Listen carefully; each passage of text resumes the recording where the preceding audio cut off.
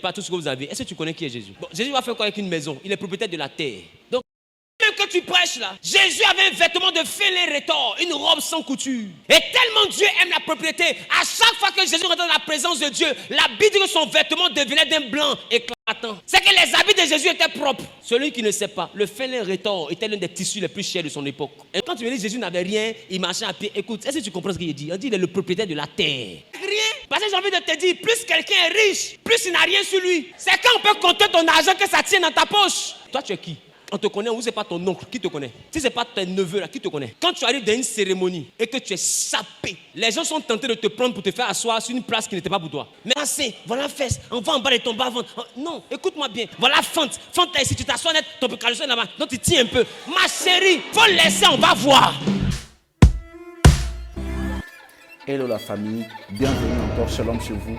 Je vous invite encore à regarder avec moi cette vidéo où le révérend Wilfred est en train de parler sur l'apparence, quelque chose qui est très important dans notre marche, dans notre vie spirituelle, dans notre vie quotidienne dont nous devons aussi prendre conscience et vérifier chaque jour et chaque instant lorsque nous voulons se rendre ou nous rendre quelque part à une invitation, à un endroit dans l'église. Est-ce qu'on peut suivre cette vidéo et on se retrouve juste après? Avec moi le vestimentaire. Il faut soigner ton apparence. L'homme regarde à l'apparence. Et quand je parle de vestimentaire, je ne veux pas dire qu'il faut payer des habits chers. Mais le peu que tu as, comment tu te présentes avec? Jésus même que tu prêches là, Jésus avait un vêtement de fêlé rétort, une robe sans couture. Et tellement Dieu aime la propriété, à chaque fois que Jésus rentrait dans la présence de Dieu, la Bible dit que son vêtement devenait d'un blanc éclatant. C'est que les habits de Jésus étaient propres. Celui qui ne sait pas, le fêlé rétort était l'un des tissus les plus chers de son époque. Un jour, je vais parler de l'environnement de Jésus. Ceux qui sont là, non, Jésus n'avait pas tout ce que vous avez. Est-ce que tu connais qui est Jésus? Bon, Jésus va faire quoi avec une maison? Il est propriétaire de la terre. Donc quand tu me dis que Jésus n'avait rien, il marchait à pied. Écoute, est-ce que tu comprends ce qu'il dit? On dit qu'il est le propriétaire de la terre. Il va se fatiguer de construire une maison, pourquoi? Les arbres, c'est pour lui. Les rivières, c'est pour lui. Les nuages, c'est pour lui. Le soleil, c'est pour lui. Donc pourquoi tu veux qu'il ait un compte bancaire? Tout ce que toi tu as là, c'est pour lui. Donc il n'a rien à avoir encore. Après tout, là, il va avoir quoi? Après tout, il y a quoi? Il n'y a rien. Voilà pourquoi il marchait avec rien. Parce que j'ai envie de te dire, plus quelqu'un est riche, plus il n'a rien sur lui. C'est quand on peut compter ton argent que ça tient dans ta poche. C'est quand on peut compter là que ça peut tenir dans ta poche. Sinon tout le monde sait que les patrons là, ils n'ont rien sur eux, c'est le protocole qui a les enveloppes. Voilà pourquoi Jésus est venu, il n'avait rien sur lui. Mais ce sont ces enfants là qui ont les enveloppes. C'est nous qui avons les enveloppes. C'est toi qui as les enveloppes. Donc quand on dit Jésus a quoi? C'est ton élévation qui montre. Aïe aïe aïe aïe aïe aïe aïe aïe aïe aïe aïe aïe aïe aïe aïe aïe.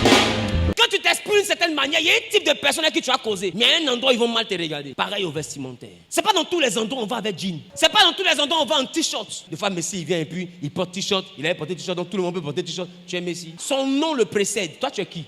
On te connaît ou c'est pas ton oncle qui te connaît? Si c'est pas ton neveu là, qui te connaît? Quand tu arrives dans une cérémonie et que tu es sapé, les gens sont tentés de te prendre pour te faire asseoir sur une place qui n'était pas pour toi. Mais celui qui a un nom, même s'il arrive en culotte, t-shirt, quand on le voit, on le prend et puis on le met à côté de toi. Parce qu'à cause de son nom, on lui donne une place d'honneur. Mais quand tu n'as pas de nom, c'est à cause de ton habit, on te donne une place d'honneur. On t'invite quelque part, faut te mettre zo.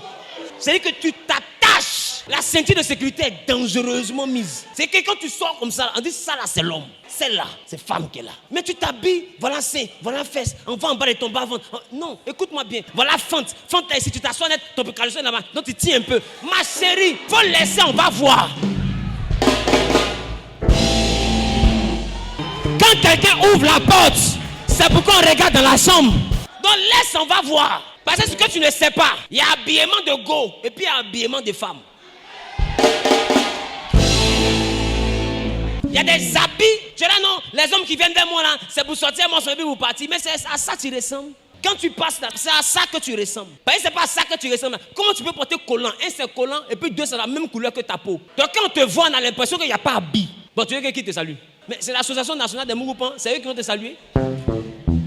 Et demain, les hommes ne restent pas. Ils vont rester pourquoi? Est-ce que tu ressembles à rester? Comment tu te présentes? Et pas seulement pour sortir, même au quartier. Comment tu te présentes? Non, je mets juste la boutique, je porte une petite culotte bizarre. On ne sait pas qui on va croiser. On ne sait jamais. La Bible dit, la femme d'Isaac a été prise et choisie pendant qu'elle partait au puits. Peut-être qu'elle a dit, je mets rapidement au puits pour puiser l'eau pour venir à la maison. Son mariage attendait au puits. On ne sait pas qui on croise, même au supermarché. On ne sait pas qui on croise. Même à l'arrêt de bus, on ne sait pas qui on croise. On ne sait pas qui on croise. Même quand il m'a fait le marché, on ne sait pas qui on croise. Tu dois être toujours bien mis. Même si tu n'es pas sapé, mais bien mis. Un bon haut, un joli bas, une belle chaussure. ton visage bien nettoyé, belle apparence, une petite fraîcheur. C'est différent de la richesse, mais l'homme regarde à l'apparence. Dans cette église, à partir d'aujourd'hui, soigne ton apparence. Tu quittes ici, là.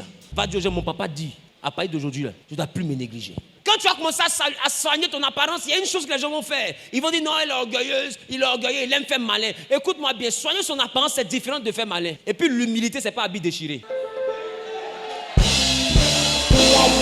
L'humilité, là, c'est pas habit déchiré. Ça va être ton habit est sale que tu es humble. L'humilité, c'est pas habit froissé. Donc il faut laver tes habits. Déjà, lave ton habit un peu. L'homme regarde à l'apparence. Il te faut avoir une apparence soignée à partir de maintenant. Il y a un style de vêtements, il ne faut plus te retrouver dans ça. Parce que tu vas loin. Habite-toi de manière présentable. Et habite-toi par rapport à là où toi tu veux aller. Là où tu rêves aller. Regarde comment eux s'habillent déjà à ce niveau-là. Et puis habite-toi comme ça. Quand on dit le dimanche, à partir de maintenant, je ne veux pas te voir ici en tapette. Si toi tu viens à l'église en tapette, donc il faut aller au mariage aussi en tapette. Parce qu'au mariage là, c'est pas pour honorer Dieu. C'est là-bas que tu te sapes. Et à l'église où Jésus t'appelle, tu viens en sandales, non, je viens relax. Devant le roi des rois. Mais tout à l'heure, si un ministre te donne rendez-vous, tu vas t'attacher pour aller le voir. Parce que c'est un ministre. Entre le ministre et puis Jésus, qui te protège? Entre le ministre et puis Dieu, qui te protège? Qui mérite ton habit de fête? Depuis on t'a pas invité, voilà qu'à fond t'es nagé dans tes habits.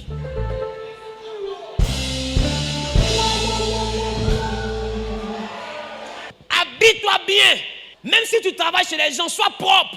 Même si tu es ménagère, sois propre. Tu n'es pas obligé d'avoir un vêtement sale parce que tu travailles chez les gens. La royauté, là, c'est pas dans ce que tu as, c'est dans qui tu es. On doit sentir la royauté qui t'accompagne dans ta présentation, dans ta manière de t'exprimer, ta manière de te parfumer. Parfume-toi. Sens bon. Je prophétise que tu sens bon à partir d'aujourd'hui. Quand tu quittes ici, fais comme ça. Et puis va payer citron. Dans le tabernacle, là, il y avait l'offrande des holocaustes. Et puis il y avait l'offrande de parfum. C'est-à-dire que Dieu lui-même, il aime parfum. Quand Jésus est venu, on a mis parfum sur ses pieds. C'est pour dire que l'affaire, là, il faut te parfumer.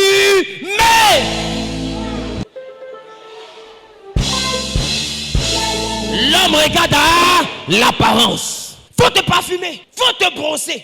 La gestion des odeurs. Comment tu te présentes? Quand tu passes là, quelle odeur on sent?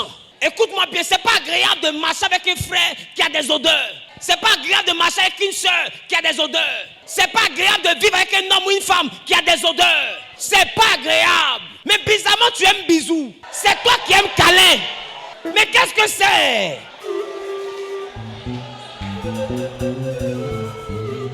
L'homme regarde à l'apparence. Il y a des choses qu'il ne faut pas laisser apparaître. Il faut travailler pour que tu te présentes de la meilleure des manières. Ne joue pas avec. À partir de maintenant, opération apparence. On a déjà bon cœur. C'est ça, on a déjà bon cœur.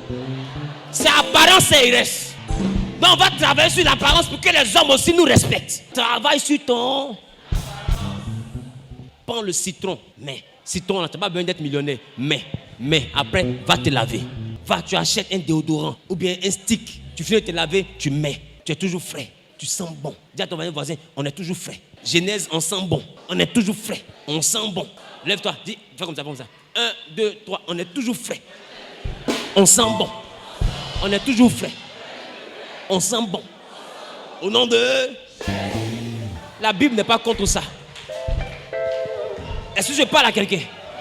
Est-ce que je parle à quelqu'un? Toujours propre. Toujours frais. Même si tu arrives, ta petite chemise, ton petit pantalon bien repassé, même si c'est ton petit pantalon, même si c'est claquette, même si c'est quito, bien nettoyé, il n'y a pas la boue partout. Tu es propre. Quand Dieu voit ça là, il y a des portes, il va t'ouvrir. C'est tu es en train de dire à Dieu, Seigneur, la piste d'atterrissage des millions là a été nettoyée. Envoie maintenant. Balance la sauce, le vieux. Je vais te montrer, il y a quoi d'en faire. Parce que déjà à la base, on dit celui-là, on sent qu'il y a un truc, il y a un truc. On dit celle-là, on sent qu'il y a un truc. La royauté, ça se sent dès le départ. Remarque, il y a des enfants là. Il est petit, mais il a déjà le truc. Il aime être propre. Maman, il aime me laver. Maman, il faut changer mon habit à sauce qui est fait sur lui. Il a le truc. Tu vois ton enfant qui se sape, il a la manière. C'est-à-dire, tu as l'impression que c'est l'orgueil. C'est pas l'orgueil, c'est la royauté. Parce que quelqu'un qui a l'assurance, la foi même là, ça donne un petit malin. Tu sais pourquoi? Parce que la foi, c'est une assurance. Donc,